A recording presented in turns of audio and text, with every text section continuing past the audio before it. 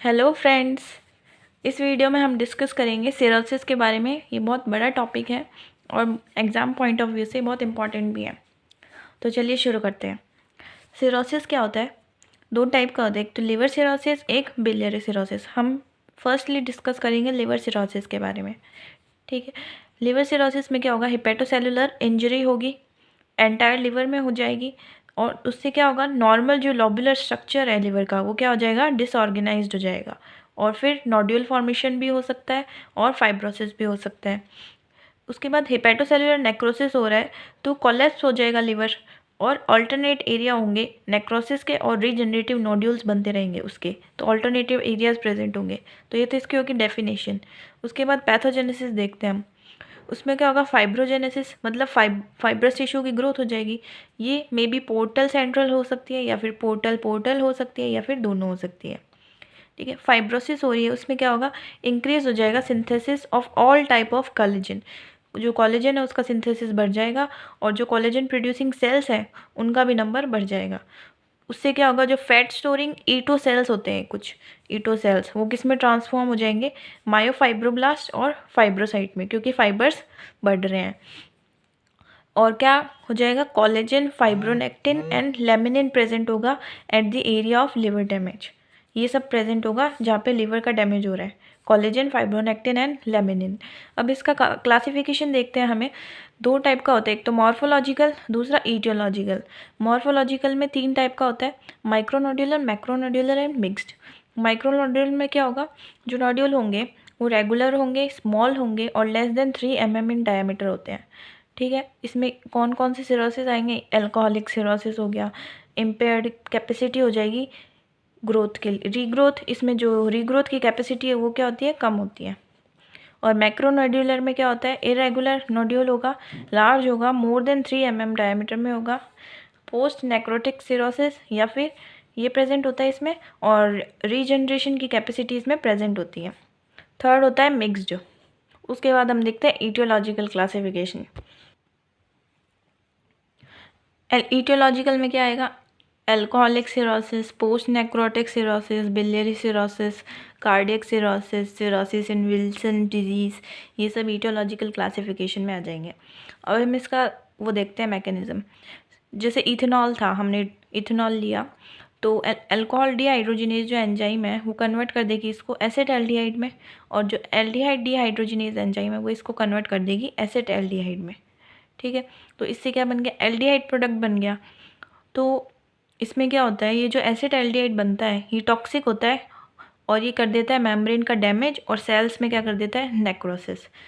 अब इथेनॉल को एसेटल्डिहाइड में कन्वर्ट करने के लिए और दो एंजाइम्स होती है। फर्स्ट तो अल्कोहल डीहाइड्रोजिनेज हो गई, सेकंड हो गई कैटेलेज। कैटेलेज पेरोक्सिसोम से रिलीज होती है और वो इसको कन्वर्ट कर देती है। नेक्स्ट एंजाइम होती है साइटोक्रोम P450, जो स्मूथ एंडोप्लाज्मिक रेटिकुलम से रिलीज होगी, प्रेजेंट होती है, सॉरी। ये क्या होती है? Microsomal ethanol oxidizing enzyme, MEOS। ये भी इथेनॉल को एसिड एल्डिहाइड में कन्वर्ट कर देगी। ठीक है। अब रिस्क फैक्टर्स क्या हैं कि किन पर्सन्स में ये ज़्यादा होगा सिरोसिस के चांसेस? फर्स्ट, जो ड्रिंकिंग पैटर्न पे डिपेंड करेगा ये किस। दूसरा, जेंडर पे डिपेंड करेगा, वुमेन में ज़्यादा चांसेस होते हैं। थर्ड, माल न्यूट्रिशन कर देता है, जैसे हम ड्रिंक करते हैं तो ये माल न्यूट्रिशन कर देता है, क्योंकि जो कैलोरीज डिराइव्ड होती है अल्कोहल से वो डिस्प्लेस कर देती है अदर न्यूट्रिएंट्स को। जो न्यूट्रिएंट्स होते हैं बॉडी में अदर, उनको डिस्प्लेस कर देगी, जिससे क्या हो जाएगा? माल न्यूट्रिशन और डेफिशिएंसी हो जाएगी विटामिन्स की। और क्या हो गया? इन्फेक्शंस। किसी पर्सन में इन्फेक्शन है तो वो मोर प्रोन है, और पहले से पर्सन को हेपेटाइटिस सी इन्फेक्शन हो गया, बैक्टीरियल इन्फेक्शन, ये मोर प्रोन है और रिस्क फैक्टर्स हैं। इसका पैथोजेनेसिस हम देखेंगे। जैसे स्टेप वाइज देखते हैं। सबसे पहले पर्सन ने क्रॉनिक अल्कोहल इंजेक्शन किया, उसके बाद क्या हुआ? डायरेक्ट हिपेटोटॉक्सिसिटी हो सकती है, जिसके कारण लिवर में क्या होगी? फैटी चेंज होगी। तो लिवर सेल्स स्टिमुलेट करते हैं स्टीलेट सेल्स को, और स्टीलेट सेल्स क्या करते हैं? फाइब्रोजेनेसिस। इससे भी सिरोसिस होता है। तो फर्स्ट स्टेप हो गया डायरेक्ट हिपेटोटॉक्सिसिटी, दूसरा स्टीलेट सेल को स्टिमुलेट करने से फाइब्रोजेनेसिस। सेकेंड ये हो गया थर्ड हो गया, जैसे ही हम अल्कोहल इंजेक्शन करेंगे तो इन्फ्लेमेटरी मीडिएटर्स रिलीज हो जाएंगे, जैसे tumour necrosis factor alpha, interleukin 1-6, transforming growth factor, तो वो भी इंजरी कर सकते हैं। फोर्थ क्या हो गया, ये जो इन्फ्लेमेटरी मीडिएटर्स हैं इनके कारण क्या हो जाएगा, ऑक्सीडेटिव स्ट्रेस हो जाएगा बॉडी में ड्यू टू MEOS जो एंजाइम थी, माइक्रोसोमल इथेनॉल ऑक्सीडाइजिंग एंजाइम, इनके कारण ऑक्सीडेटिव स्ट्रेस हो जाएगा। नेक्स्ट कौन सा हो सकता है, हेपेटोटॉक्सिसिटी किस कारण हो सकती है, ये जो इथेनॉल है उसके मेटाबोलाइट्स होते हैं कुछ, उनके कारण, ठीक है। तो वो कौन से होते हैं मेटाबोलाइट, प्रोटीन एल्डिहाइड एडक्ट या फिर melon D aldehyde acid aldehyde adduct, ये भी हेपेटोटॉक्सिसिटी कर सकते हैं क्योंकि ऑटो एंटीबॉडीज़ बन जाएगी जो कि लिवर को डैमेज करेगी। नेक्स्ट कौन हो सकता है, इम्पेयर्ड CMI मतलब सेल मीडिएटेड इम्यूनिटी इम्पेयर्ड हो बॉडी की, तो हो सकता है। और मेलोरी एल्कोहलिक हाइलिन बन जाए जिसके कारण हो सकता है। और अगर लीवर में फैट बढ़ जाए उस कारण हो सकता है। नेक्स्ट हाइपोक्सिया के कारण हो सकता है। नेक्स्ट जो NADH और NAD का रेशियो है उनमें क्या हो जाए, इंक्रीज़ हो जाए, तो NADH बढ़ गया तो क्या हो जाएगा, लैक्टिक एसिडोसिस, ठीक है। नेक्स्ट किस कारण हो सकता है, रिटेंशन हो जाए लीवर में सेल्स में वाटर और प्रोटीन्स का, इन सब के कारण सिरोसिस के चांसेस बढ़ते हैं और ये इसका पैथोजेनेसिस हो गया। अब मॉर्फोलॉजिकल फीचर्स देखें। सबसे पहले अल्कोहलिक स्टीएटोसिस, इसको क्या बोलते हैं, स्टीएटोसिस मतलब फैटी चेंज हो जाता है लीवर में, उसको हम बोलते हैं फैटी लीवर।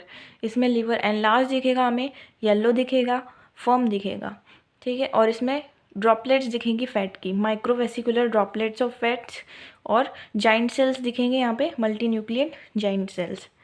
दूसरा हो गया अल्कोहलिक हेपेटाइटिस, उसमें क्या होगा, हेपेटोसेलुलर नेक्रोसिस हो रहा है, स्टेप वाइज देख रहे हैं। सबसे पहले हेपेटोसेलुलर नेक्रोसिस होगा जो भी कहाँ पे होगा, सेंट्रल लोबुलर रीजन में, मतलब जो सेंट्रल वेन होती है उसके आसपास वाले रीजन में। नेक्स्ट मेलोरी बॉडीज़ या फिर अल्कोहलिक हाइलिन बनेगा। ये क्या होता है, इसको क्या बोलते हैं, मेलोरी बॉडीज़ को एग्रीगेट होता है ये साइटोस्केलेटल इंटरमीडिएट फिलामेंट्स का, ठीक है। और इओसिनोफिलिक होगा ये, और इंटरसाइटोप्लाज्मिक इंक्लूजन बॉडीज़ बनेगी इसमें।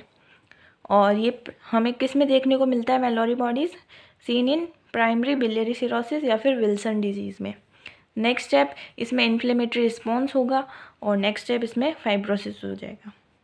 तो ये दो तो हो गए, फैटी लीवर, दूसरा अल्कोहलिक हेपेटाइटिस, थर्ड हम जो पढ़ रहे हैं अल्कोहलिक सिरोसिस। इसको हम क्या बोलते हैं, लेनेक सिरोसिस भी बोलते हैं, या फिर पोर्टल सिरोसिस भी बोल सकते हैं, न्यूट्रिशनल सिरोसिस भी बोल सकते हैं, हॉबनेल सिरोसिस और माइक्रोनोड्यूलर सिरोसिस। इसके बाद हम इसकी ग्रॉस देखते हैं। इसके ग्रॉस में हमें क्या दिखेंगे, माइक्रोनोड्यूल्स दिखेंगे। इनिशियली हमें माइक्रोनोड्यूल्स दिखेंगे जो कि लेस देन 3 mm होंगे डायमीटर में। तो इस टाइम लीवर कैसा होगा, लार्ज होगा, फैटी होगा, और वेट क्या होगा, more than 2 kg। Late stage में देखेंगे तो हमें कैसा दिखेगा, वेट क्या हो जाएगा, कम, लेस देन 1 kg, और फैटी से नॉन फैटी हो गया, और माइक्रोनोड्यूलर से मैक्रोनोड्यूलर हो जाएगा।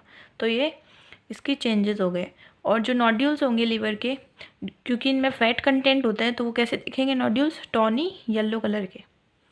फिर सिरोसिस में हम माइक्रोस्कोपिकली देखते हैं तो ये स्टेप्स आते हैं। सबसे पहले नोड्यूलर पैटर्न बनता है जिसके कारण सेंट्रल वेन जो होती है उसको हम फाइंड करना मुश्किल हो जाता है, central vein is hard to find. Next fibrous septa बन जाएंगे। उसके बाद हेपेटिक पेरेन्काइमा जो होगी उनमें स्लो प्रोलिफरेशन स्टार्ट हो जाएगा जिसके कारण रीजनरेटिव नोड्यूल्स बन जाएंगे, और फाइब्रस सेप्टा कैसे हो जाएंगे, थिक, और फैट क्या हो जाएगा, हेपेटोसाइट्स में रिड्यूस हो जाएगा। उसके बाद नेक्रोसिस होगा, देन इन्फ्लामेशन, और बाइल डक्ट का क्या हो जाएगा, प्रोलिफरेशन। तो ये हो गए ग्रॉस और माइक्रोस्कोपिक फीचर अल्कोहलिक सिरोसिस के। अब हम इसके लिए लेबोरेटरी डायग्नोसिस भी करते हैं।